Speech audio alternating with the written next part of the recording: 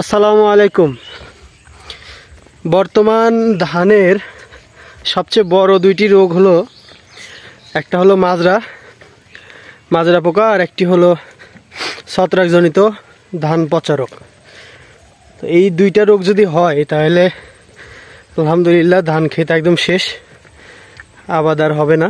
তো যাই হোক, এই রোগটা ধরে হচ্ছে আপনার ধান লাগানোর 20 থেকে 30 দিনের ভিতরে, এরকম সময়ের ভিতরে এই রোগটা হয়।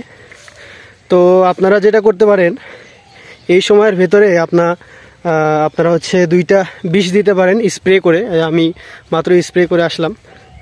তার ভিতরে একটা হচ্ছে এই অ্যামিস্টার টপ, এইটা, আর দ্বিতীয় একটা দিতে পারেন। অ্যামিস্টার টপটা কাজ করবে হচ্ছে পচামনিয়ার জন্য, মানে ছত্রাকজনিত পাতা পচা যে রোগটা হয় এটার জন্য।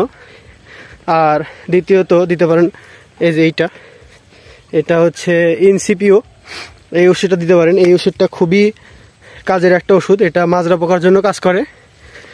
তো এটা একটু দামি, সচরাচর 450 টাকা হলে এনসিপিওটা মানে পাবেন।